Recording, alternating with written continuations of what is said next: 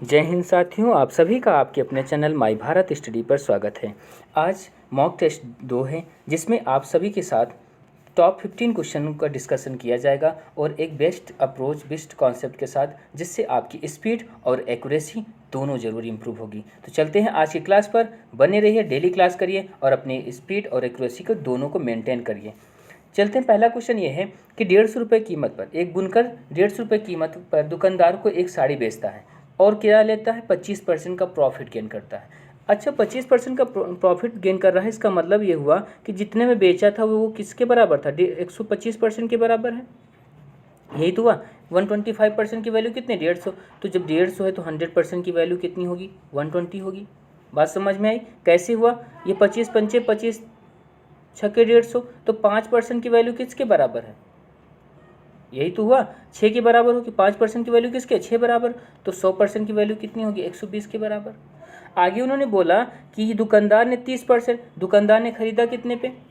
दुकानदार ने खरीदा कितने पे? 150 पे। इसका मतलब ये हुआ कि दुकानदार के लिए जो सीपी का काम किया वो किसने किया? 150 ने किया।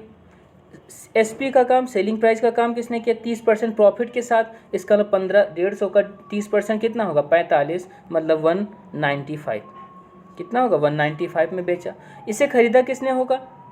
ग्राहक ने खरीदा होगा। बोला जा रहा है बुनकर ही सीधे ग्राहक से संपर्क कर लेता और बुनकर उसे कितने में बेचता? 180 में। तो बुनकर का फायदा क्या होगा? 120 में बुनकर ने खरीदा था, 180 में बेचेंगे तो कितना ज़्यादा पाएगा? 60। और 60 उसकी लागत का आधा है, इसका मतलब 50% फायदा पाएगा बुनकर।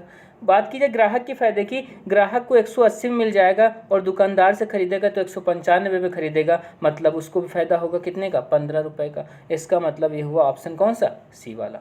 बोलो, समझ आया? अभी भी रुको, अगले क्वेश्चन पे समझ लेते, उसके बाद लाइक बटन पे दबाना, ये दोनों क्वेश्चन में आपको मजा आ जाए। तो अगला क्वेश्चन ये है, आपने बहुत सारे तरीके देखे होंगे कि यूनिट डिजिट चेक कर लो भैया, इकाई का अंक चेक कर लो, 2 से स्क्वायर में होगा कि 8 के स्क्वायर में होगा, वो कुछ नहीं करना है। हमें याद है कि हमें सिंगल डिजिट का स्क्वायर याद है, हमने मान लिया हमें सिंगल डिजिट के स्क्वायर याद है, तो ये 0 0 रहा होगा, हमने लास्ट मान लिया 0। जब बाहर निकलने के बाद 0 आया तो मतलब अंदर तो डबल 0 रहा होगा। खत्म हुआ। अब बस 41 इनका स्क्वायर याद रख लेना है। 41 का स्क्वायर कितना? 1681।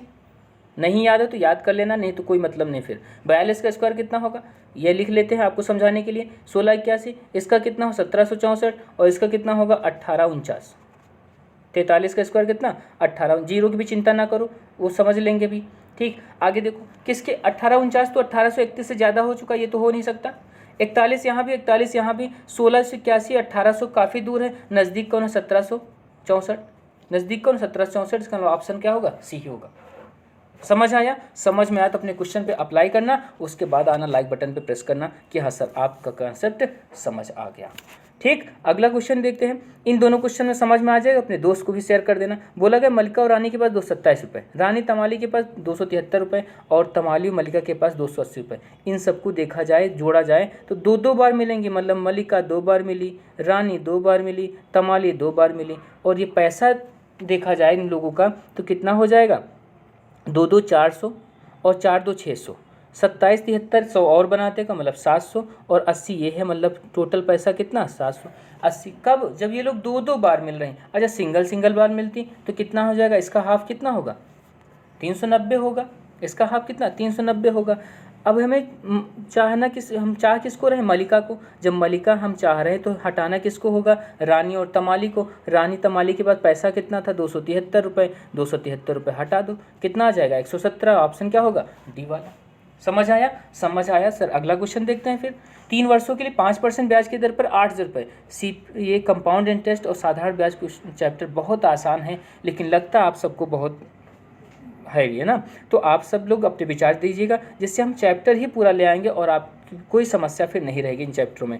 बात कर लेते हैं इस क्वेश्चन की। बात करें तो 8,000 रुपये हमारे पास है 3 साल के लिए। उन्होंने डिफरेंस पूछा है, तो कई सारे तरीके हैं, लेकिन एक तरीका हम बता दे रहे हैं अभी, बाद में हम चैप्टर के साथ पूरा डिस्कशन कर लेंगे। 1 साल के लिए 1 लाइन, 2 साल के लिए 2 लाइन, 3 साल के लिए 4 लाइन। कितने परसेंट पर? 5% पर। 8,000 का 5% कितना होगा? 400 रुपये। यहाँ पर 400, यहाँ पर 400, तीनों साल पहले बार तो बराबर मिलेगा प्रिंसिपल से। अब उसके ब्याज का नंबर है, ब्याज के ऊपर ब्याज मिलने का, तो 5% इनका कितना होगा? 20 रुपये। इनके ऊपर से ब्याज मिलेगा इनको 20 रुपये, इनके ऊपर से मिलेगा 20 रुपये, और इस 20 पे भी तो 5% मिलेगा, तो कितना 1 रुपये। हमने बताया है कि ये क्या है, डिफरेंस को बताता है। कितना डिफरेंस हुआ, 61 रुपया। क्वेश्चन खत्म हो गया। समझ में आया? ठीक, समझ में आया तो अगले क्वेश्चन पे चलते हैं बिना किसी देरी के। रीता और मीना एक काम को 10 दिन में, रीता और मीना एक काम को 10 दिन में करती हैं। रीता है, ये मीना है, 10 दिन में। रीता ने अकेले काम को कितने दिन में किया, 15 दिन में। मतलब एलसीएम कितना आ जाएगा दोनों का, 30 केवल। 10 या 30 मतलब रीता और मीना 1 घंटे में 3 काम करती हैं, जबकि रीता अकेले उस 1 घंटे में कितना कर लेती हैं, 2। दोनों मिलकर 3, रीता अकेले 2। इसका मतलब मीना कितना होगी, 1। जिनकी क्षमता 1 है और 30 काम बनाने हैं, 30 लड्डू बनाने हैं मान लो, तो कितना दिन लगाएंगे, 30 दिन। मतलब ऑप्शन डी होगा। समझ आया? समझ आया तो सर फिर अगले क्वेश्चन पे चलो। एक वर्ग जो है एक स्क्वायर है, बोला गया उनके बीच में सर्किल, यही तो बोला, उनके किनारों पर सर्किल ऐसे बनाए गए जैसे कि हर सर्किल जो है, प्रत्येक सर्किल दूसरे सर्किल को टच करता है। एक वृत्त जो है अन्य 2 वृत्तों को टच करता है, ऐसे कुछ बना होगा। ठीक है, आगे बोला जा रहा है कि हमें एरिया बताना है, ये वाला जो बीच वाला एरिया है ये बताना कितना है। प्रत्येक भुजा कितनी है, 28 सेंटीमीटर। जब स्क्वायर की साइड 28 सेंटीमीटर है तो कितने कितने बटी होगी, 14 में। इसका मतलब सर्किल का एरिया कितना होगा, सर्किल की रेडियस कितनी होगी, 14 होगी। अब देखो यहाँ पर 4 सेक्टर तुम्हारे पास बन रहे हैं, ये एक 4 टुकड़े मिलकर कितना बना सकते हैं, एक सर्किल पूरा बना सकते हैं। इसका मतलब स्क्वायर का एरिया हमें निकाल लेना है, माइनस क्या कर देना है, सर्किल का एरिया। तो स्क्वायर का एरिया क्या था, साइड का स्क्वायर, 28 का स्क्वायर कितना, 784। स्क्वायर जरूर याद रखो। सर्किल का स्क्वायर कितना हो गया कि कंप्लीट सर्किल बन जाएगा 4 टुकड़ों से, तो पाई का मान कितना, 22/7। और आर स्क्वायर का मतलब कितना हो जाएगा, 14 × 14, 14 × 14। 2 से कैंसिल कर, 7 से कैंसिल कर दोगे 2 बार में। पूरा सॉल्व नहीं करना, बस यूनिट डिजिट को चेक कर लो। यहाँ 4 है, यहाँ कितना मिलेगा, ये कितना है, 22 है। तो देखो 2 चौके 8, 8 दूना 16, 6 मिलेगा इसके सोल्यूशन में, इतने इसके सोल्यूशन में। यहाँ 4 है, माइनस करना ही होगा, तो 14 से 6 घटाओगे तो 8 बचेगा। ऑप्शन क्या होगा, ए वाला होगा। समझ आया? जरूर समझ में आया होगा सर। अब एक कम से कम एक दोस्त को जरूर शेयर कर दो, जिससे उनको भी भला हो जाए। ठीक, आगे देखो, स्मिता ने 15% की साधारण ब्याज दर पर 75,000 रुपये का ऋण लिया। ठीक, ले लिया, और क्या किया, देखो कितनी होशियार है। उन्होंने क्या किया, अपने मित्र को उसी दिन दे दिया, किस पे, कंपाउंड इंटरेस्ट पर। जब सिंपल इंटरेस्ट पे हमने लिया और कंपाउंड इंटरेस्ट पे तुमको दे दिया, तो हमें फ़ायदा क्या होगा, जो डिफरेंस आता है वही तो फ़ायदा होता है। तो यही फ़ायदा होगा। फिर 75,000 रुपये थे, 2 साल का है तो 1 साल में 1 लाइन, 2 साल में 2 लाइन, अभी बताया गया। 15%, तो इसका 15% निकालो। करना क्या होगा, परसेंटेज की वजह से 2 जीरो खत्म होंगे, बाकी 15 से गुणा कर लो। नए गुणा करना चाहते हो तो ना करो, वैसे भी सॉल्व कर ले सकते हो, लेकिन कर लो। 15 बचे 75, 5 हासिल कितना हो जाएगा, 7, और 15 सत्ते 105, 107 कितना हो जाएगा, 112। तो 112 यहाँ पर भी आएगा क्योंकि सेम होगा, प्रिंसिपल और रेट सेम है। अब इस 112 इस पर भी मिलेगा हमें कितना, 15% ही मिलेगा। ठीक, 11,250 पे। इसका देखो, हमें परसेंटेज की वजह से अभी जीरो नहीं हटाना है, गुणा कर लो। 15 बचे 75, 5 हासिल कितना होगा, 7 होगा। 15 दूनी 30, 7, 37 होगा। हासिल कितना बचेगा, 3 बचेगा। 15 एकम 15, 3 कितना होगा, 18 होगा। 1 बचे, और 15 एकम 15 कितना हो जाएगा, 16 हो जाएगा। अब देखो, पॉइंट का चक्कर छोड़ो, देखो ये संख्या किसी के पास है, केवल एक ही ऑप्शन में है, पॉइंट का चक्कर भी छोड़ दो, पॉइंट अपने आप लग जाएगा। ठीक, या फिर लगाना चाहते हो डबल ऑप्शन होते तो 2 अंकों बाद पॉइंट लग जाता, क्योंकि नीचे 100 रहा होगा तो फिर ऑप्शन हो जाता है। समझ आ गए? समझ आ गए, जरूर अपने विचारों को दीजिएगा सर। हम बताइए, हम पूरा चैप्टर लेके आएंगे आगे, फिर ज़िंदगी में कभी सीआई और एसआई के क्वेश्चन गलत नहीं होंगे। आगे देखो, ये क्वेश्चन है परिवहन व्यय से संबंधित, हमें बताना है सेंटर पर कितने डिग्री का कोण बनेगा। लेकिन देखो यहाँ पर परिवहन का कोई बताया तो गया नहीं कि परिवहन कौन है, तो हम पूरा बता ही देते हैं। देखो, जब भी आपको परसेंटेज से डिग्री में कन्वर्ट करना हो तो परसेंटेज का मतलब हुआ कंप्लीट 100, डिग्री का मतलब हुआ कंप्लीट एंगल कितने का होगा, तो 360 का। हम ये मान लेते 10% वाला जो है ये परिवहन का है, तो परिवहन के लिए कितना हो जाएगा, 36। इसका मतलब 36 डिग्री आंसर होगा, 10 रहा होगा। आप कहो ना सर 25 वाला क्या होगा, फिर 25 वाले करेंगे क्या, इसको 4 से डिवाइड कर दो पूरे 100 को, तो कितना आ जाएगा, 25% आ जाएगा। और यहाँ 4 से करोगे कितना आ जाएगा, 90 आ जाएगा। इसका मतलब 90 होगा फिर आंसर, जो भी रहा होगा उसके अनुसार आंसर हो जाएगा। आगे बढ़ लेते हैं अगले क्वेश्चन पर। देखो, उन्होंने बोला है कि फुटबॉल, हॉकी और बास्केटबॉल खेलते हैं, हमें वो बताना है जो 2 खेल खेलते हैं। तो 2 खेल वाले यही तो हैं, 14, 13, 12। 14, 13, 12 कितना हो जाएगा, ऐड कर लो, कितना, 39 आ जाएगा।